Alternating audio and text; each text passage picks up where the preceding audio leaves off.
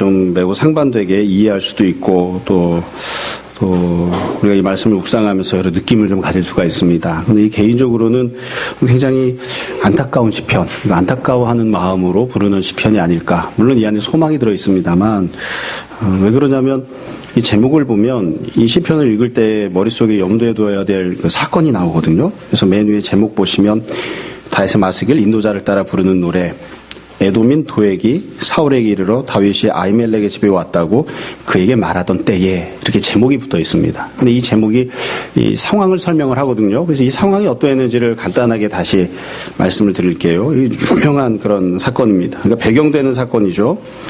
이 하나님께서 다윗에게 기름을 부어서 왕으로 삼으셨지만 당시에는 현직 왕이었던 사울이 있었습니다. 그래서 사울이 다윗을 잡아 죽이려고 하죠. 그래서 다윗이 처음에는 도피 생활을 하지 않고 왕궁과 또 이스라엘역에서 생활을 합니다. 이것저것 감당하면서 생활을 하는데 너무 힘들게 하니까 결국에는 하나님께서 보내시는 그 보냄을 받아서 평상적인 모든 삶을 포기하고 광야로 도피 생활을 시작합니다. 그래서 광야로 도망을 나갈 때에 처음에 도망을 시작하는 그 시점에 아무것도 갖고 나간 게 없었어요. 따르는 사람들도 없고.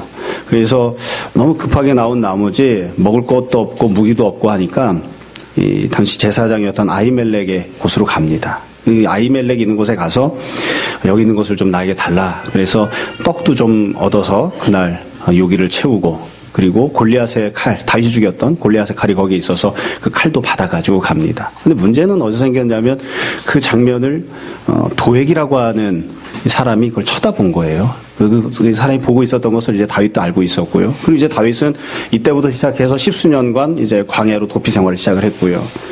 근데 얼마 있다가 사울이 이제 사람들을 불러 모으고 이런저런 이야기를 하면서 그렇게 이야기를 해요. 도대체가 이게 나라 꼬라지가 이게 어떻게 되는 건지 모르겠다. 베냐민 사람들 특별히 불러놓고 사울이 베냐민 사람이었으니까 이 베냐민 사람들아 생각을 해봐라. 누가 너희들을 높은 지위를 주고 누가 너희를 장군으로 삼고 이렇게 세워주겠느냐. 다윗이 그렇게 하겠느냐. 다윗은 절대로 그렇게 안 한다.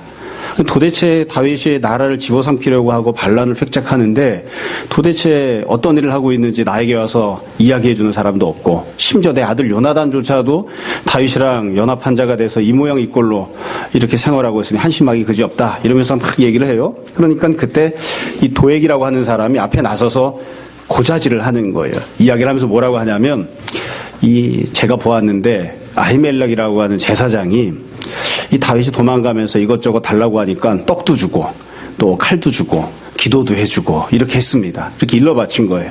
그러니까 사울왕이 그래? 그러고서는 아히멜렉을 잡아와라. 그래서 아히멜렉을 잡아오면서 그 당사자만 잡아온 게 아니라 아히멜렉의 아버지가 아히두비라는 제사장이었거든요. 이 제사장과 그 가문 사람들을 다 잡아왔습니다. 그러니까 당사자 한 사람, 아히멜렉뿐만 아니라 모든 근처에 있던 다른 제사장도 이제 다 잡아온 거예요. 그래서 이제 질문을 하죠. 아히멜렉아, 왜 네가 내 편에 안 서고 다윗을 도왔느냐? 그러니까 아히멜렉이 대답을 합니다. 제가 늘 다윗을 위해서 기도해주고 물어보면 대답해주고 하지 않았습니까? 또 다윗이 당신에게 왕에게 잘못한 것이 무엇이 있습니까? 이렇게 이야기를 해요. 그러니까 이 사울왕이 화가 났습니다. 그래서 주변 사람들을 보고 저 자식을 죽여라. 아히멜렉을 죽여라. 그렇게 합니다. 그러니까 이 사울 주변에 있던 사람들이 차마 그렇게 못하는 거예요. 제사장인데 제사장을 어떻게 죽여? 그러니까 이제 그 상황에서 이게 쳐다보고 있으니까 이 에독이라고 하는 사람이 앞장서죠. 이 사람은 뭐 유대인도 아니고요. 이스라엘 사람도 아니고. 그러니까 이 사울왕에게 뭐라고 이야기하냐면 내가 가서 죽이겠다 하고서는 이 에독이 아히멜렉도 죽이고 다른 문중 사람들에서 85명의 제사장을 죽입니다. 그러니까 그 사건이 벌어진 거예요. 그리고 요 사건이 벌어지면서 이제 그 간신히 한 명이 도망을 치죠. 아히멜렉의 아들이었던 아비아달이라고 하는 아들이 있었는데 뭐 제사장 아들이니까 아비아달도 제사장입니다. 아비아달이 도망을 쳐서 다윗에게로 도망을 옵니다. 그리고 나서는 어떤 일이 벌어졌는지를 쭉 설명을 해서 알려줬어요. 그러니까 그 모든 내용을 들은 다음에 다윗이 이 시편을 지은 겁니다. 그러니까 이게 상황이 참 힘들고 어렵죠. 제가 이 본문을 읽으면서, 이 본문에는, 20편 본문에 나오지 않지만, 아히멜렉이 죽임당하는 장면, 그리고 85명의 문중 사람들이 죽임당하는 것. 우리가 흔히 이야기할 때에, 삼족을 멸한다 그러죠. 이게 삼족이라고 하는 것은 표현에 따라서 시대에 따라 조금 다르긴 한데 보통 삼족 그러면 첫 번째는 아버지 세대, 두 번째는 자기 자신의 세대, 세 번째는 자식 세대입니다. 이게 또 이제 조선시대로 넘어오면 조금 더 확장이 돼서 첫 번째는 부계, 두 번째는 모계, 세 번째는 처가. 그래서 몽땅 다 잡아 죽이는 거죠. 그래서 제가 생각을 해봤어요. 다윗을 도와줬다고 해서 이렇게 다 85명이나 죽이는 판이었으니까 다윗의 형제들은 어땠을까? 우리가 아는 대로 다윗이 팔형제인데요. 팔형제 중에 다윗이 막내 아들입니다. 그러니까 위에 형이 7명이나 있어요. 근데 가만히 생각해 보니까 다윗이 기름 부음 받은 다음에 이제 광야로 도피 생활하잖아요. 이 이후로 시작해서 다윗이 죽을 때까지 다윗의 형제들과 관련된 언급은 성경에 안 나옵니다. 물론 이제 다윗이 훌륭한 사람이니까 다윗을 좀 더 돋보이게 하기 위해서 형제들과 관련된 내용이 안 나왔을 수도 있는데 그 가족들은 얼마나 모진 고난을 당하고 살았을까. 그렇죠? 다윗의 아버지 이새는 자기 자식이 하나님으로부터 기름 부음 받았다는 사실 하나 때문에 얼마나 힘들게 고난을 당했을까, 얼마나 많은 핍박을 당했을까 싶더라고요. 이게 뭐 도와줬다는 사람만 도와줬다고 하는 그것만 가지고도 이렇게 85명이나 죽이는 판이니까. 더군다나 이 시점은 다윗이 도피 생활을 지금 시작하는 상황이거든요. 처음 시작하는 상황이니까 아마 사울 입장에서는 지금 아예 싹을 싹 잘라놔야지 지금 좀 여지를 두면 다윗 편에 붙을 놈들이 많을 거다 이런 생각을 했을 것 같아요. 그러니까 처음에 아주 모질게 아무도 다윗을 도와줄 수 없게끔 그냥 다윗을 말라 죽여야 된다 이런 생각을 갖고 이렇게 했던 것 같습니다. 그러니까 이런 사건이 있고 난 다음에 다윗이 지금 이 고백을 하고 있는 거예요. 이 찬양을 합니다. 이 찬양을 보면 1절부터 6절까지 5절까지 전반부, 6절부터 9절까지 후반부로 되어 있습니다. 전반부는 죄인과 관련된 내용, 포악한 자와 관련된 내용, 그리고 후반부는 의인과 관련된 내용이 나옵니다. 먼저 1절부터 4절을 볼게요. 1절을 보세요. 1절에 보면 포악한 자요. 여기서 말한 포악한 자는 누굴까요? 도액입니다. 도액. 사울에게 가서 일러바쳤던 그 도액이에요. 물론 사울도 근본적으로는 사울이 문제가 되는 사람이죠. 사울이 포악한 사람이고 죄인이기는 한데 성경을 쭉 읽다 보면 비록 사울이 옳지 않은 왕이지만 다윗이 사울을 향해서 포악한 자여, 악인이여, 심판받을 자여 이렇게 표현한 적이 없어요. 뭐 물론 이 시편에서는 그렇게 표현했을 수도 있습니다. 시니까. 그런데 여하튼 이 포악한 자라고 하는 건 1차적으로는 도액을 뜻하는 것 같아요. 도액을 향해서 포악한 자여, 네가 어찌하여 악한 계획을 스스로 자랑하는가. 하나님의 인자하심은 항상 있도다. 네 혀가 심한 악을 꾀하며 날카로운 삭도같이 간사를 행하는도다. 네가 선보다 악을 사랑하며 의를 말함보다 거짓을 사랑하는도다. 4절 간사한 혀여 너는 남을 해치는 모든 말을 좋아하느니라. 그래서 이 포악한 자가 하는 악한 말들에 대해서 지금 이야기를 해요. 죽이는 말, 또 그대로 이제 실제로 그렇게 행동을 해서 누군가가 죽게끔 만드는 그런 죄를 범한다. 이렇게 이야기를 합니다. 우리는 이제 참 불행하지만 우리나라 역사가 독재 정권들이 오래 있었고, 뭐 지금도 북한 땅에는 이제 말할 수 없는 그런 포악한 정권이 있기 때문에 말 한마디를 잘못하면 끌려가기도 하고 온갖 고난을 당하기도 하고 고초를 당하기도 하고 그랬었죠. 그래서 어떤 경우에는 협박에 못 이겨서 그냥 이런저런 이야기를 하게 되기도 하고 어떤 경우에는 그냥 두들겨 패니까 이야기하다가 나중에는 그냥 부역자가 되어서 그렇게 살기도 하고 그렇게 해요. 그런데 도액 같은 경우에는 어떤 경우냐면 죄를 행하고 자기 이익을 챙긴 겁니다. 이게 고문을 당하다가 부른 게 아니에요. 사실 이 도액의 입장을 놓고 보면 사회적 신분이 또 혈통이 이스라엘 땅에서는 성공하기 어려운 혈통이죠. 에돔 사람이란 말이에요. 어떻게 승진을 하겠어요? 그러니까 사울왕이 누가 내 편에 설 거냐? 이게 권력자가 악한 권력을 사용하려고 할 때에 그때 이 도액이 이참에 내가 여기에 기승하고 그리고 내 이익을 챙겨야 되겠다. 이러고서는 옳지 않은 행동을 한 거죠.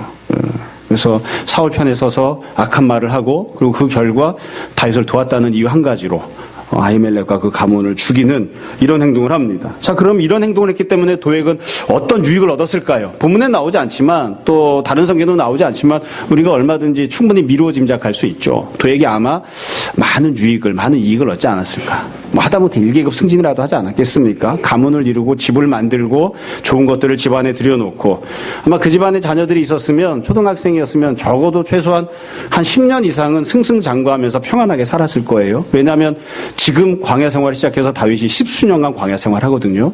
다윗이 광야에 있는 동안에는 도액이 잘 먹고 잘 살지 않았을까. 그때 그 선택이 참 좋은 선택, 잘하는 선택이었다 생각을 했을 것 같아요.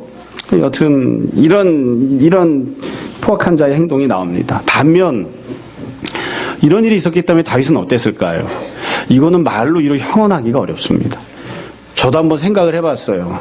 저는 이렇게 훌륭하거나 위대한 인물이 못 되기 때문에 누군가가 나를 도와줬다는 이유로 그 사람이 고난을 당하고 그 사람이 망하고 심지어 망하는 정도가 아니라 죽임을 당한다. 이 상상하기 어려운 상황이죠. 여러분 만약에 그런 일을 당하면 어떻겠습니까? 우리나라는 이 정치가 보면 아주 막 지저분한 면들이 많잖아요. 그렇죠? 예전에 박정희 시대 때는 김대중에게 정치 자금을 대었다고 하면 그 정치 자금을 댔던 회사들은 망하는, 또 정권이 바뀌면 우리가 흔히 이제 정권이 바뀌면 좀 좋은 세상이 온다고 해도 그때도 또 정치 보복들이 있어가지고 정도의 차이가 있을 뿐이지, 또 상대편에게 여지껏 나를 핍박했던 사람에게 도움을 주거나 지지했거나 그러면 또 세무조사를 하고 뭐를 하고 해서 또 못 살게 굴고. 그렇죠? 참 이게 어렵죠. 이 다윗은 마음이 어땠을까 한번 생각을 해보세요. 자기가 도망가기 시작하는 그때에 많이 도와준 것도 아니잖아요. 떡 몇 조각 주고 칼 하나 줬는데 자기에게 도와줬던 그 사람이 죽임을 당하고 뿐만 아니라 가문도 완전히 멸절을 당하는 그런 지경이 돼버리는. 그러니까 다윗의 마음이 어땠을까? 얼마나 마음이 고통스러웠을까? 참 힘든 것 같아요. 아마 억장이 무너지지 않았을까 싶습니다. 이게 어려운 그런 지경을 만난 거죠. 그런데 이렇게 죄를 짓고 의인이 핍박을 당하고 이 다윗이 숨도 쉴 수 없을 만큼 힘들고 고통을 당할 때에 죄를 범했던 사람은 승승장구하고 평안하게 먹고 지내는 이게 현실인 거죠. 자, 이 상황에 대해서 다윗이 하나님 앞에서 이렇게 고백을 합니다. 5절을 보세요. 그런즉 하나님이 영원히 너를 멸하시며 너를 붙잡아 네 장막에서 뽑아내며 살아있는 땅에서 네 뿌리를 빼시리로다. 이게 다윗의 신앙 고백입니다. 여러분, 이 표현을 보시면 사람으로부터 뭔가를 하는 것이 아니라 하나님이 이 상황을 해결하시고 심판하신다, 이렇게 이야기. 심판주는 하나님이세요. 심판주는 하나님. 나는 아무것도 할 수 없지만 하나님께서 심판주가 되셔서 모든 것을 알고 계시기 때문에 이와 관련해서 하나님이 심판하신다. 그래서 이 5절 한 절을 보면 짧은 구절이지만 다윗이 신경을 많이 써서 이 구절을 기록을 해놨어요. 첫 번째를 보시면 5절 두 번째 줄에 보시면 너를 붙잡는다. 하나님께서 도액 너를 붙잡으실 것이다. 사울 너를 붙잡으실 것이다. 그리고 뭐라고 표현했냐면 네 장막에서 너를 뽑아낸다. 살아있는 땅에서, 살아있는 땅이라는 것은 네가 지금 생명을 유지하고 살아가고 있는 땅, 네가 생활하고 있는 그 땅에서 네 뿌리를 뽑아내실 것이다. 이렇게 고백을 했어요. 하나님이 심판하신다는 거예요. 잘 보시면 특징적으로 다윗이 기록했다는 걸 알 수 있습니다. 뭐냐면 다윗은 하나님께서 너를 하나님의 집에서 뽑아낸다 이렇게 선포하지 않습니다. 어디에서 뽑아내죠? 너의 집에서. 어디서 또 못 살게 하십니까? 뿌리를 빼버리십니까? 네가 지금 살고 있는 땅에서 너를 뽑아낸다. 이렇게 말씀을 하세요. 그 집은 어떻게 만든 집일까요? 하나님의 집에서 뽑아내시는 게 아니에요. 너는 하나님의 집에 못 들어와. 이렇게 말씀하시는 게 아니에요. 애당초 도액은 하나님의 집에 갈 생각이 없어요. 거기 가지도 않아요. 도액은 죄를 짓고 의인을 핍박하고 부당하게 죄 없는 사람을, 다른 사람에게 선대했던 아히멜렉을 죽여버리는 그런 일들을 해서 무엇을 했냐면 자기 집을 꾸렸어요. 좋은 집을 만들었어요. 그리고 그 자기 집에 부귀영화를 가득 채워놨어요. 근데 하나님이 어떻게 하시냐면 네가 그따위로 죄를 짓고 네 부귀영화를 만들었지, 네가 그것을 다 누리고 살 수 있을 것 같아? 그래서 하나님께서 네가 만들었던 그 모든 집 부귀영화에서 내가 너를 싹 뽑아낼 것이다. 너는 절대로 그걸 누리지 못해. 그건 절대로 네 것이 되지 못해. 그렇게 하나님 말씀하시는 겁니다. 다시 말씀드립니다. 하나님께서 집을 부수겠다고 말씀하지 않아요. 하나님께서 땅을 멸망시키겠다고 말씀하지 않아요. 너는 그걸 누릴 수 없어. 지금 당장은 네가 누리는 것처럼 보이고 너의 것으로 소유한 것처럼 보이고 네가 원했던 것을 성취한 것처럼 보이지만 죄를 짓고 얻었던, 참 불의를 행하고 얻었던, 의로운 사람을 죽이고 얻었던 그 재산을, 그래서 만들었던 네 집을 너는 누릴 수 없어. 하나님께서 그렇게 선포하시는 겁니다. 이건 신앙생활하면서 우리가 늘 고백하는 기본적인 것이지만 다윗 경우에는 굉장히 억장이 무너지는 상황 속에서 이렇게 고백하는 거죠. 사람을 죽이고 권력을 얻어 그 권력이 너의 것이 될 수 있을 것 같으냐.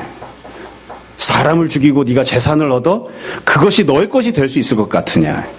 하나님의 뜻에 합당하게 하나님이 원하시는 방식대로 하지 않으면 네가 아무리 지금 당장은 성공한 것처럼 보이고 성취하는 것처럼 보이고 네가 원하는 목표를 이루는 것처럼 보여도 그것은 결코 너희 것이 될 수 없다. 하나님이 너를 뿌리채 뽑아내실 것이다. 이렇게 선포합니다.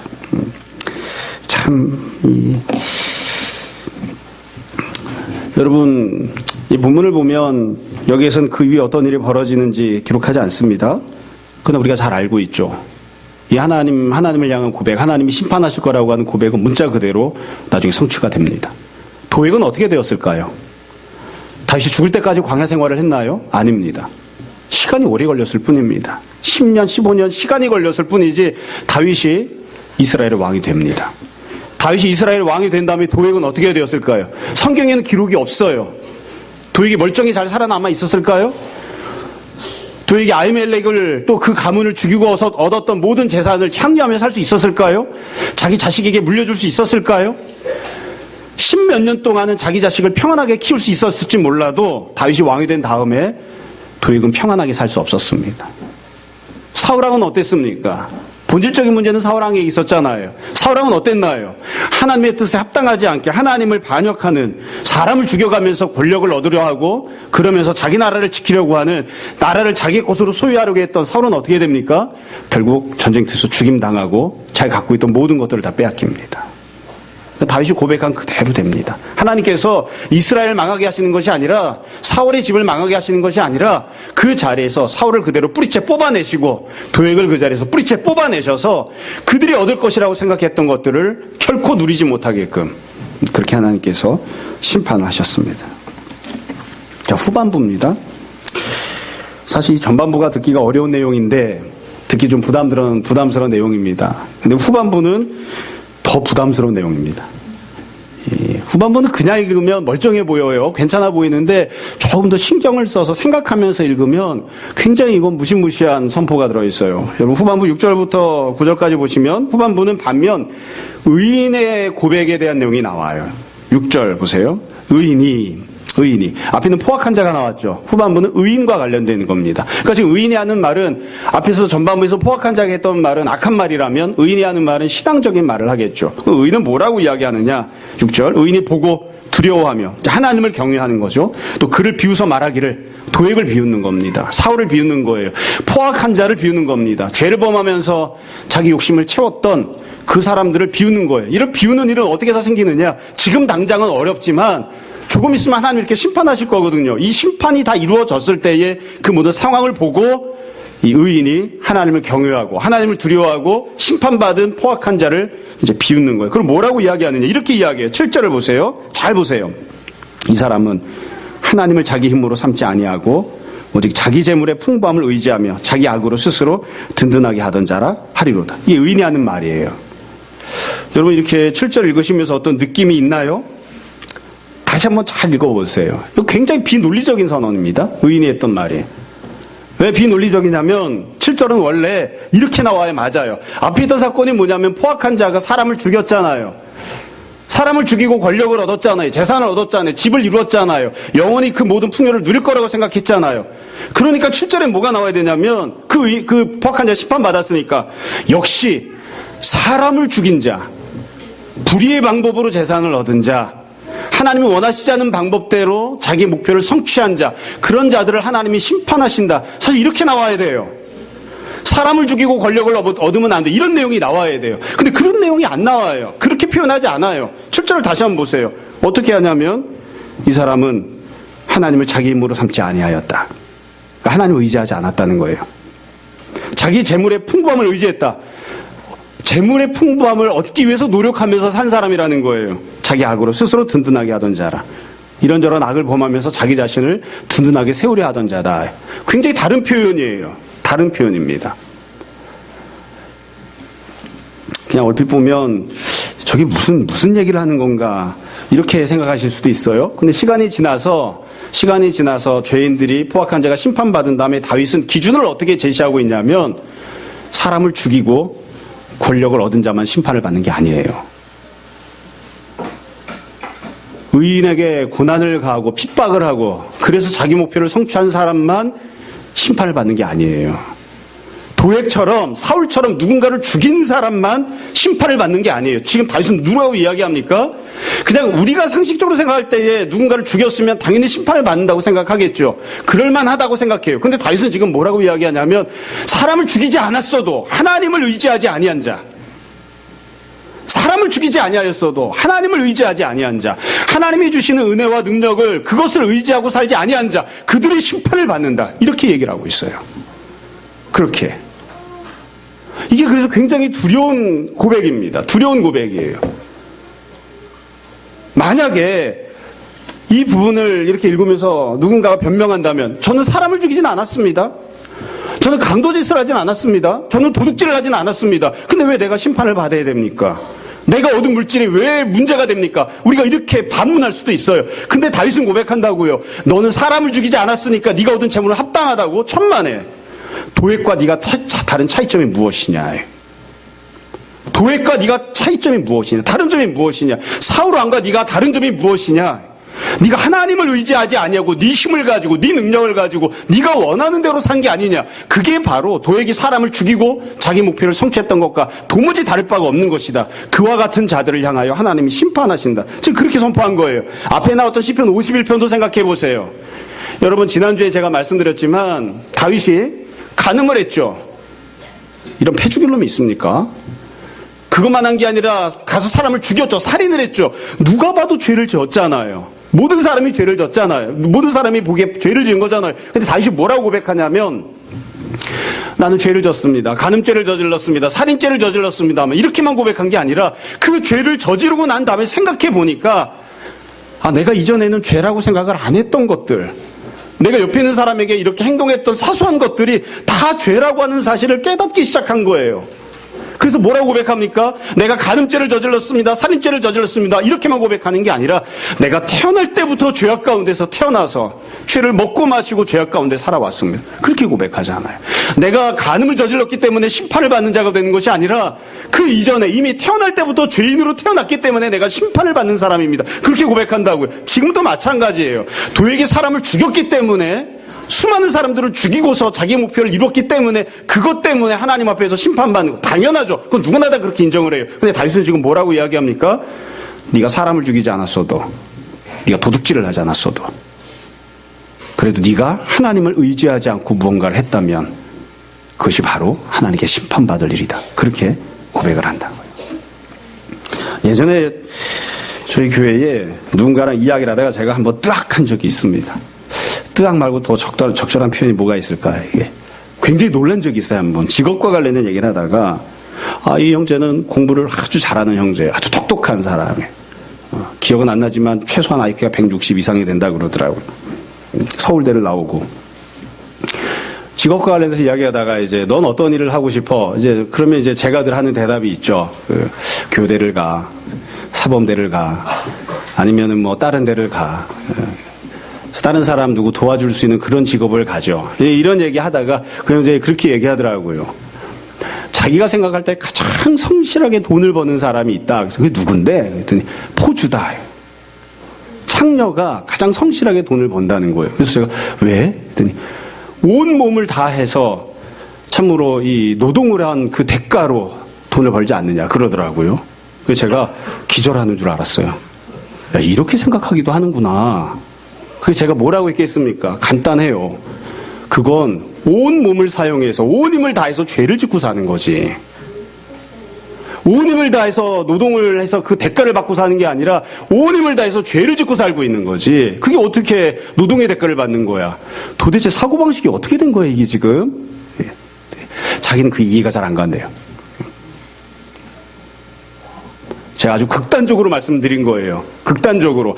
하나님을 의지하고 하나님의 뜻에 합당하게 살지 않으면 나가서 1년 365일 24시간 성실하게 최선을 다해서 땀 흘려 아무리 열심히 했어도 심판받을 일을 위해서 열심히 살고 있는 것일 뿐입니다. 내가 가서 사람을 죽이지 않았어도 하나님의 능력을 의지하지 않고 내 힘으로 뭔가를 하겠다고 교만하게 행동하고 있으면 그러면 그것이 바로 심판받을 장작더미를 쌓아 올리고 있는 것에 불과할 뿐입니다. 지금 다윗이 그렇게 선포하고 있는 거예요. 그래서 우리가 누군가 앞에서 저는 성실하게 살았습니다. 그게 그게 뭐? 그게 하나님과 너 사이에 어떤 관계가 있는데 네가 하나님의 능력을 의지하고 성실하게 살았느냐? 그거 아니잖아. 네가 원하는 목표를 위해서 네가 알아서 살겠다고 바둥바둥 산 거잖아. 다윗이 지금 그걸 깨닫고 있는 거예요. 그렇게 고백하고 있는 거예요. 도액만 나쁜 놈이 아니라, 사울만 나쁜 놈이 아니라. 그리고 나서 맨 끝에 의인을 향해서 하나님께서 어떤 은혜를 베푸시는지를 다윗이 고백합니다. 8절 9절 보세요. 이렇게 되어 있어요. 8절에 그러나 나는 하나님의 집에 있는 푸른 감람나무 같으며. 그러니까 앞부분에서는 하나님께서 이 도액이든 누구든 포악한 자가 뭔가를 이루었잖아요. 집을 이루었잖아요. 살인을 했건 뭐 열심히 살았건 여튼 하나님과 상관없이 뭔가를 성취했잖아요. 그럼 하나님 어떻게 하신다고 했습니까? 집에서 뿌리채 뽑아내시겠다고 했죠. 근데 지금은 정반대 은혜를 이야기를 해요. 8절에 보면 나는 하나님의 집에 있는 푸른 감람나무 같으며, 하나님께서 하나님의 집에 푸른 감람나무가 되게 하셔서 나를 뿌리채 거기다 옮겨 심어주시겠다고 하세요. 그게 다윗이 품고 있는 소망입니다. 다른 필요한 모든 것들은 다 하나님이 채우시겠죠. 하나님께서 나에게 이렇게 은혜를 주실 것입니다. 포악한 자는 그가 만든 집에서 그를 뿌리채 뽑으실 것이고, 하나님을 의지하고 믿음으로 사는 자, 하나님께 소망을 두는 자는 하나님께서 그가 어떠한 광야 가운데 있다 할지라도 그를 뿌리채 뽑으셔서 하나님 집에 옮겨 심어놓은 푸른 감람나무가 되게 하실 것입니다. 그래서 나는 영원히 하나님을 의지하고 영원히 주님께 감사하고 영원히 주님의 이름을 사모할 것입니다. 이렇게 고백을 하고 있어요. 하나님께서 베푸시는 은혜예요. 결국 이 모든 내용을 그냥 현실만 놓고 보면 그런 거죠. 의리의리하고 화려한, 그래서 내가 원하는 모든 것들을 성취한 그런 왕궁에서 거하는 죄인이 되기보다 하나님의 집에 거하는, 하나님의 집에 옮겨 심어진 풀 한 포기로 살아가는 것이 낫다. 그게 하나님께서 주시는 복을 누리고 살아가는 것이 낫다. 그렇게 고백합니다. 여러분, 실제로 이 후반부 내용도 실제로 그러니 성취가 되었습니다. 아히멜렉은 죽었죠. 부당하지만 할 수가 없어요. 근데 아히멜렉이 죽으면서 아들 하나가 도망쳐 나왔죠. 그 아들이 유명한 아비아달입니다. 아비아달은 이후에 다윗과 계속 광야 생활을 같이 했습니다. 그리고 다윗이 왕이 된 다음에 사독과 아비아달 두 사람이 다윗 시대를 대표하는, 그리고 이스라엘을 대표하는 대제사장이 됩니다. 하나님께서 정말로 하나님의 집에 푸른 감람나무로 아히멜렉의 아들 아비아달을 심어주신 거예요. 다윗은 어떻게 하나요? 다윗이 죽을 때까지 광야 생활을 했나요? 아닙니다. 다윗도 하나님께서 하나님의 집에 푸른 감람나무로 심어주셨습니다. 자, 이게 시편의 내용입니다. 자, 이제 말씀을 정리하겠습니다. 오늘 아침에 예준이가 진지하게 묻더라고요. 오늘 설교가 긴가요? 그래서 예준아, 본문이 긴 걸 묻는 거니 아니면 설교 내용이 긴 걸 묻는 거니 그랬더니 설교 내용이요 그러더라고요. 예. 말씀을 정리할게요. 어떤 뭐 다 아는 내용을 지금 말씀드린 거예요. 첫 번째, 앞에서 했던 내용을 정리해서 말씀드립니다. 첫 번째, 내용 자체가 매우 중요합니다. 우리가 이것을 우리 믿음으로 잘 고백하고 받아야 됩니다. 아무리 내가 가문을 이루고 성취하고 성공하고 열심히 노력해서 살았어도 하나님을 의지하고 살지 않은 것이라면 하나님께서 뿌리채 뽑으실 겁니다. 그래서 우리가 하나님 앞에서 주님, 저는 열심히 살았습니다. 주님, 저는 성실히 살았습니다. 물론 열심히 살아야 됩니다. 성실히 살아야 됩니다.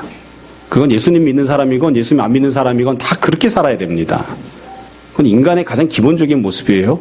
그러나 우리에게 중요한 건, 하나님께서 우리에게 원하시는 건 하나님의 뜻에 합당하게 하나님을 사랑하고 섬기며 그렇게 열심히 살아야 됩니다. 우리가 비록 어려움을 당한다 할지라도 하나님의 뜻에 합당하게 살면 때로는 부당한 권력 때문에 죽임당하기도 하고 고초를 겪기도 하고 어려움을 만나기도 하고 십수년 동안 광야에서 도망 다녀야 되는 그런 지경이 된다 할지라도 반드시 하나님께서 우리를 하나님의 집에 옮겨 심어 놓으신 푸른 감람나무로 만들어 주실 것입니다.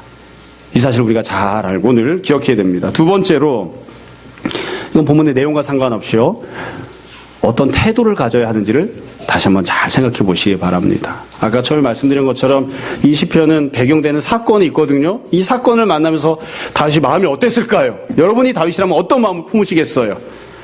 내가 가서 죽는 한 있어도 도익 이 자식 죽이고 만다.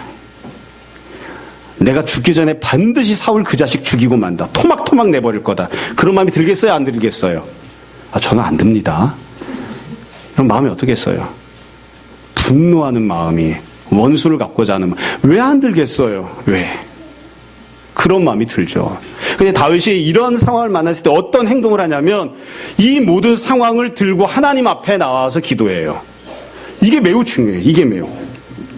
이런 태도를 갖는 것. 가서 막 저주를 막 선포하거나 아니면 가서 원수를 갖기 위해서 발버둥 치거나 칼을 뽑아들고 찾아가거나 뭐 이렇게 하는 게 아니라 그 모든 것들을 잠시 뒤로 밀어놓고 하나님께 맡겨두고 하나님 앞에 나아가서 뭔가를 하죠. 하나님 앞에 나아가서.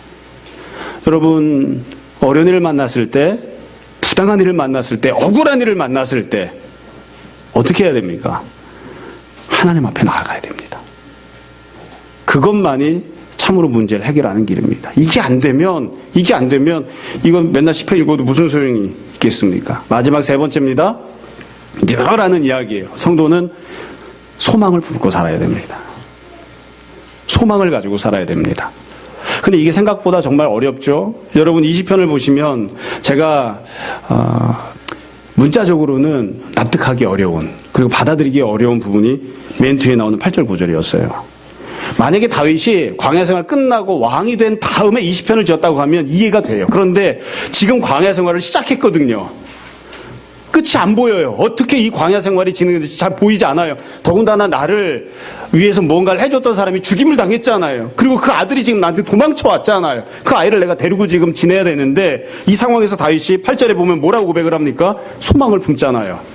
하나님께서 나를 하나님의 집에 참 푸른 감람나무처럼 심어 주실 것이다. 이렇게 고백하잖아요. 이게 이 광야 가운데서 이런 소망이 생깁니까, 이게? 이런 소망이 정말 생길 수 있나요? 저 이게 정말로 신기한 일인 것 같아요. 어떻게 이런 마음을 품었을까? 이 상황에서 어떻게 이런 마음을 품었을까? 이게 성도가 가져야 되는 마음이고 성도가 누릴 수 있는 특권입니다.